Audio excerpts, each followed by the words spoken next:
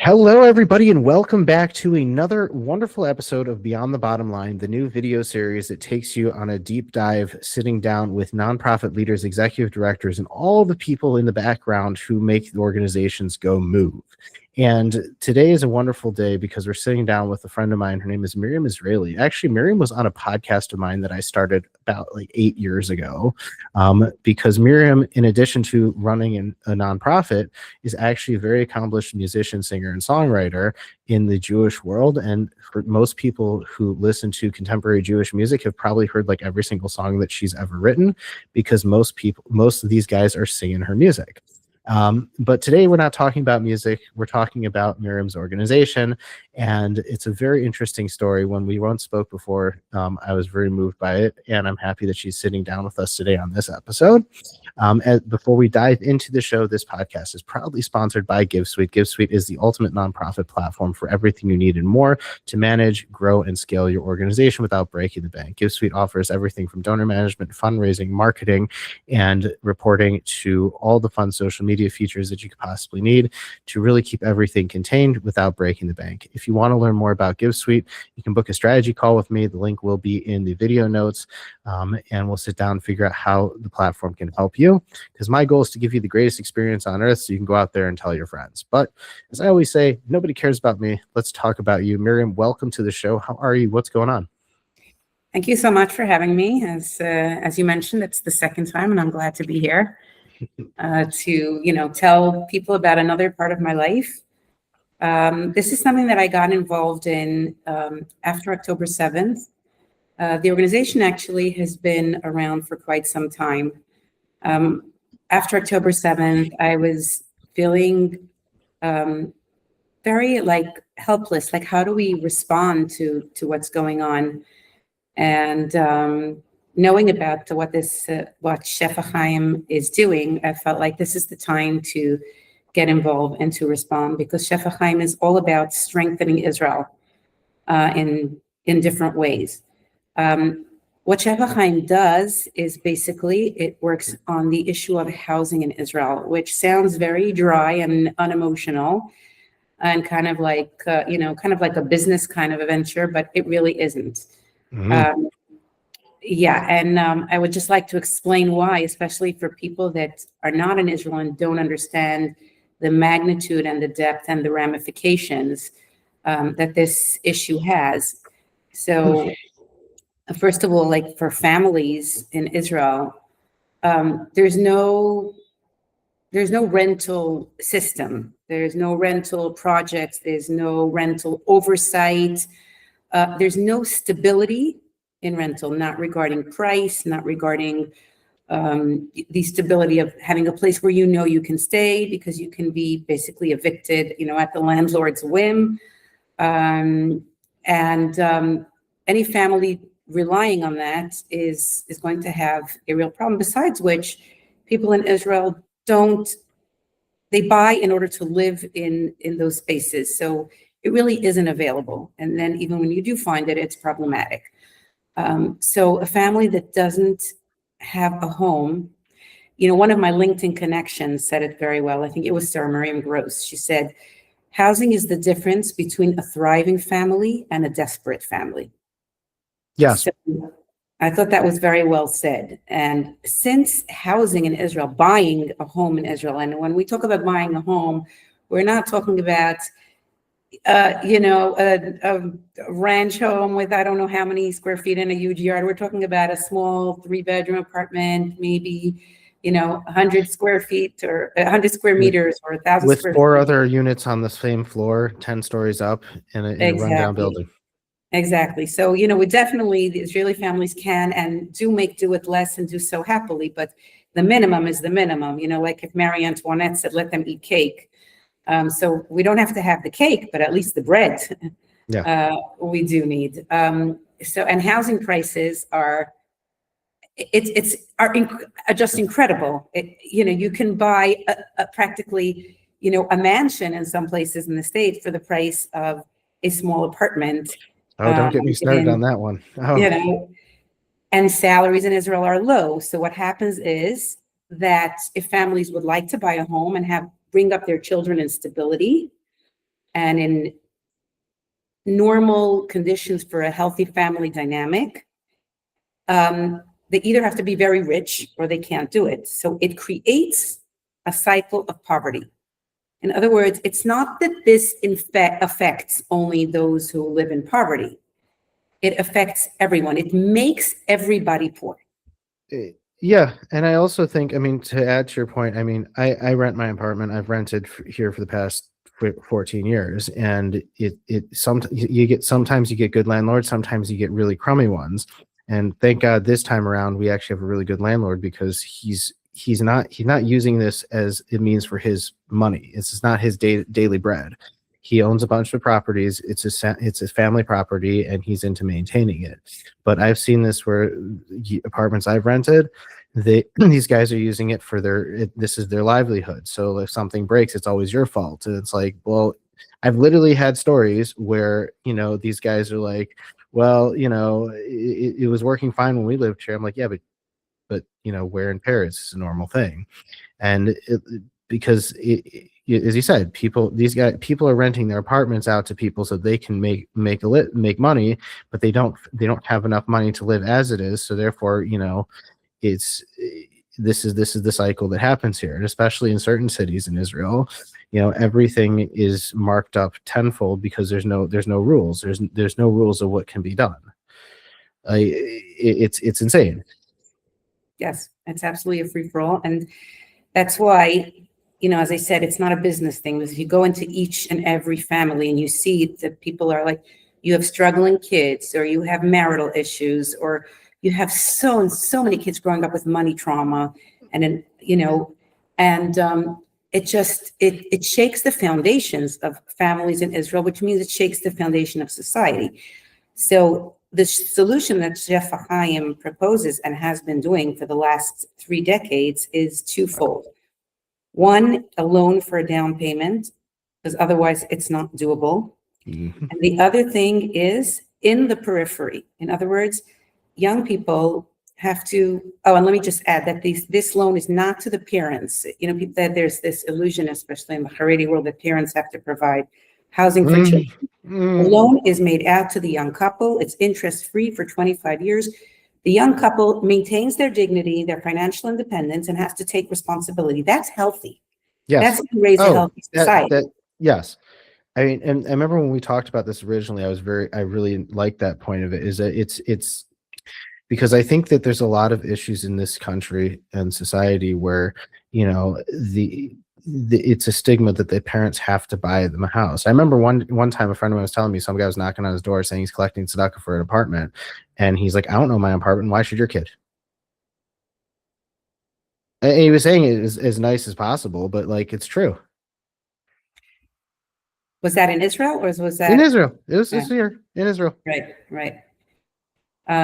So, well, the answer to that is really that if whoever this couple is not going to own an apartment, then they'll never be able to make it. They won't be able to save up. In America, you can save up. A young couple, if they're both working, if they have their own business, whatever it is, they can save up here $5,000 here. In Israel, you can't put away money for an apartment. It's not doable. However, to make parents responsible for that is not a healthy dynamic. So this puts it on the young people. Build your own life. Be willing to move away from the center. You have a family to raise. Do what needs to be done. That's one half of it. The other half is in the periphery. Specifically, Shephaim now is working in the north. It began only as a loan fund, but then there were no cheap apartments, even in the periphery. What used to be cheap, like Beitar or Elad or Tel Zion, whatever, there was nothing available. So Shephaim started actually partnering with a developer, and then moved on to actually purchasing land in the north, specifically in Tiberias, and currently has 350 families that basically came to an empty mountaintop in Tiberias. My son actually lives there. Wow. The place where my son lives was like basically a slum. And the older people had passed on. The younger people had moved out. It was basically empty. And then squatters were, just about to move in and just take over the place. And then what happens is it's a slum. It's an area of crime. There's no development. There's no growth. And that's not good for Israel, especially not on, closer to our borders. Right. Chaim bought that land, brought young people who are raising families, who are building institutions, schools, cheters, mikvahs, shuls, and it's becoming a place of life and growth. Wow. And that's what we need, in our areas, in the South, in the North. We need to bring growing Jewish families that no matter what, they're not giving up on the land of Israel. They're not leaving. They will do whatever it takes to stay here with their families. And I think that these families are building a future for everyone, secular, religious, it doesn't matter, because when you develop a region in Israel and you build it up, then you're doing that for everyone. You're doing that for the whole country, Right. whatever your affiliation may be.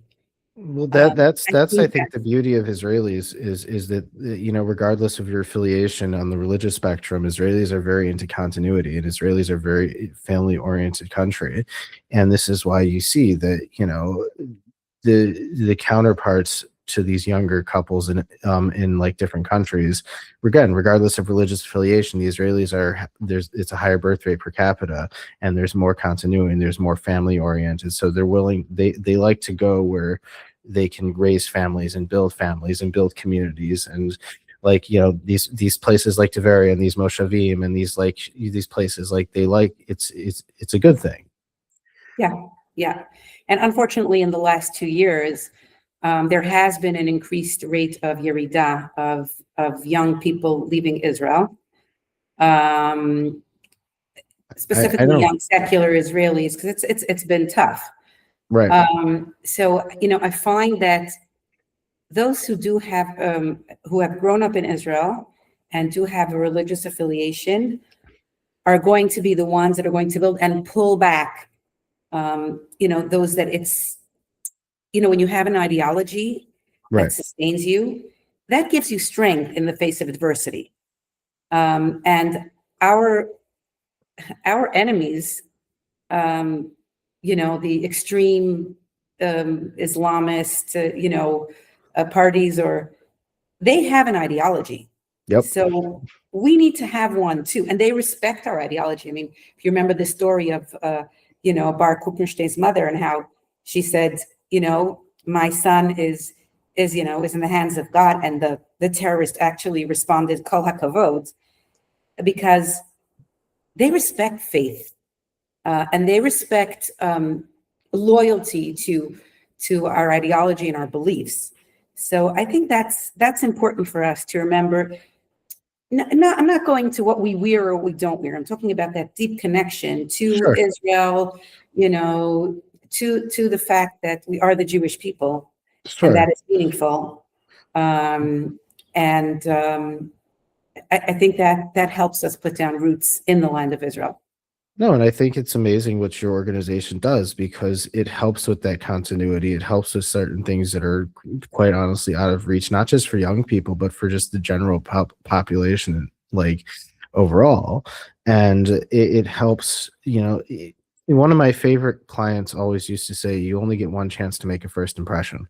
So you can interpret that on multiple different levels.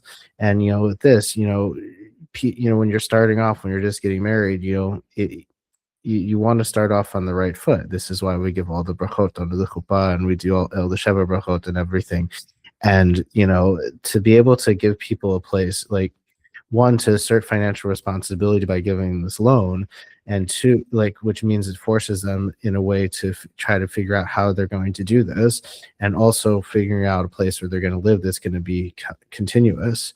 I remember a mortgage broker friend of mine once told somebody, it's not worth it to buy if you're not going to find your forever home. And it makes sense. Like, you're helping these people get into a place where it could be their forever home, or they could flip it eventually as they get bigger, but at least they're starting off on the right foot. Right. And I would like to, in honor of Holocaust Remembrance Day, I would like to speak about the real founder of Shephaim, the person who actually thought of this idea and who was way, way, way ahead of his time.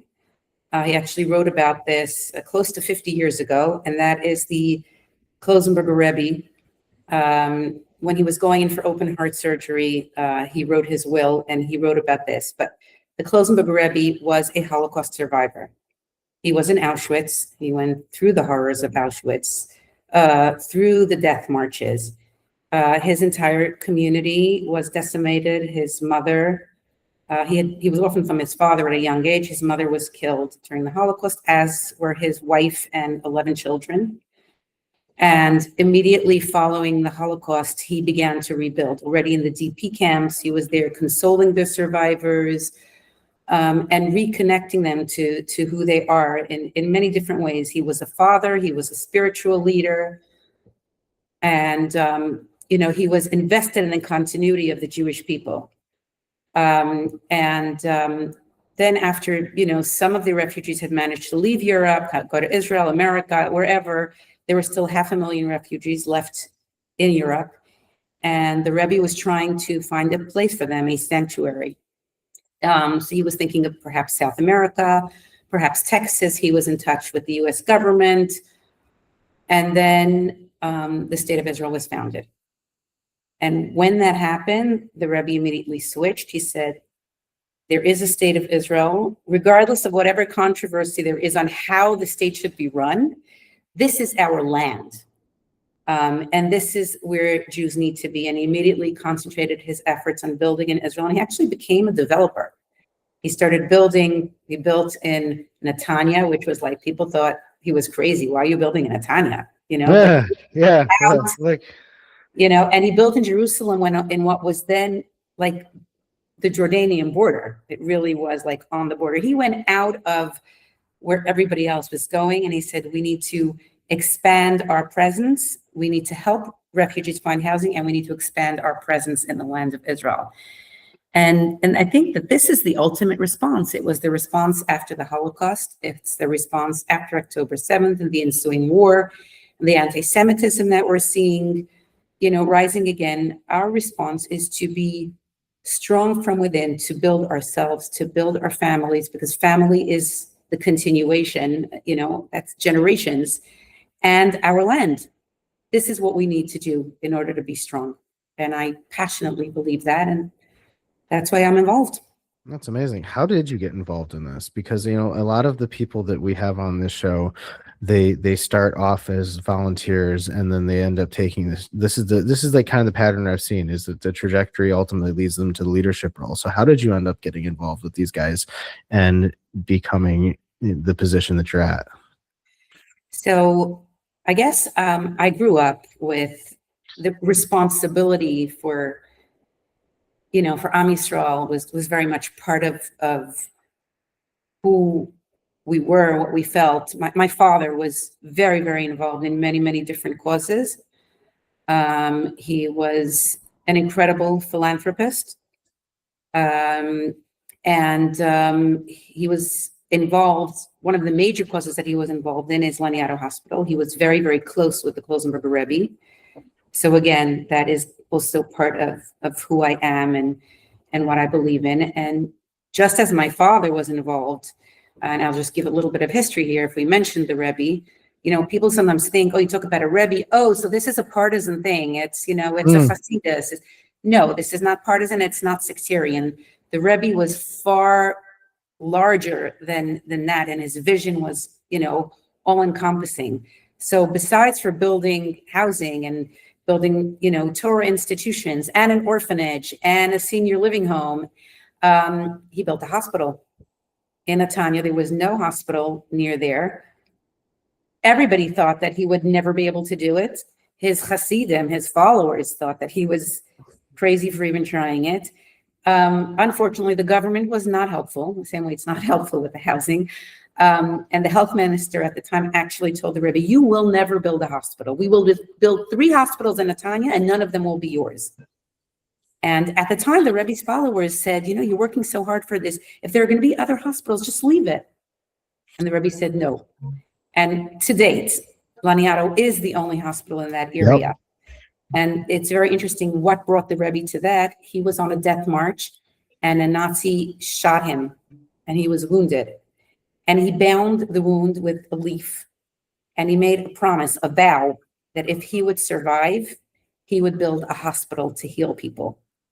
And Laniado is the fulfillment of that vow. And to date, it is the only hospital in Israel that never goes on strike. There is no such thing, cannot play with people's lives. So it never strikes.